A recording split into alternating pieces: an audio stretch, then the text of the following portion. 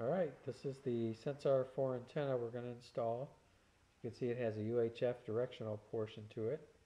And here you can see the two pins that mount it. There's two clips that hold it in. It should be pretty easy.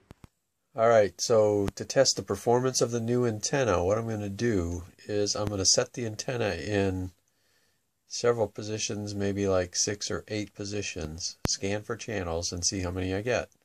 And then I'll replace the antenna and I'll do the same thing with the new antenna, see how much improvement we got.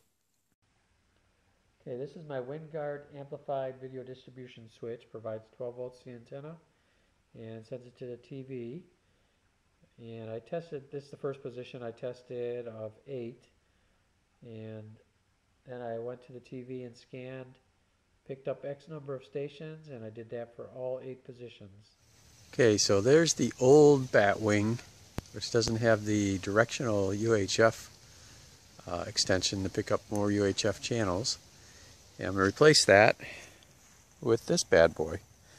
And I believe the only thing I need is that pair of needle nose pliers to replace it, and I think it'll only take a few minutes to do. So let's see how it goes.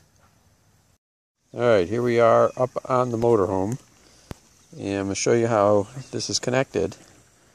It just has those 2 pins and C-clips holding it on. And then the other thing you have is the actual coax wire bringing up the 12 volts from the amplifier and bringing the antenna signal down to the motorhome. So I'll get a pair of needle nose, I'll take that nut off, and I'll take these 2 clips off and put the new one on. So I used the needle nose pliers to loosen the nut.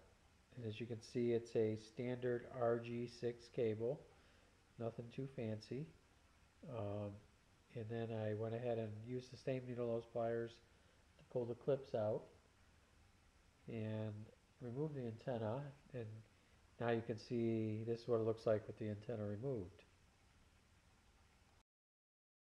Alright, there it is, got the new one on.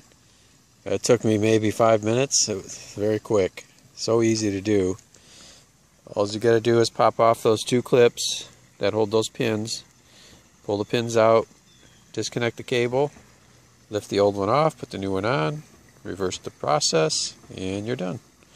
And there's the extra directional UHF part of this antenna. Let's see how much it helps. One thing I forgot to mention is since that new part is sticking out, when you put the antenna down, you want to make sure, you can see where the old antenna was, a little dirty up here.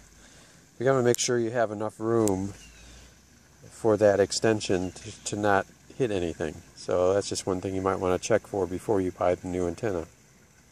Right, here we are back in the motorhome, and what I need to do is turn on my amplifier, and then I'll try the new antenna in all the same positions that I did with the old one and see if we get any improvement.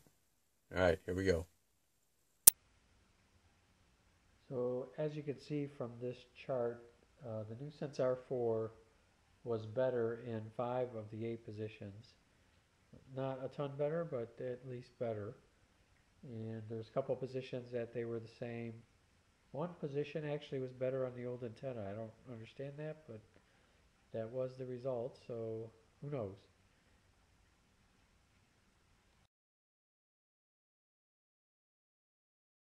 Alright, so my conclusion to the review of the Sensar IV antenna versus Sensar II. I think the Sensar IV is better. From the chart you saw, it was better in 5 of 8 positions. Sensar II was only better in 1 position. Don't understand that, but it was better in 1 position. So I think it's worthwhile to put the Sensar IV on there. Seems to work well. Works better than my home antenna. Picks up a lot of stations. It's a direct replacement for the Sensar II. It's easy to replace. So I think it's a good antenna. It's worthwhile replacing.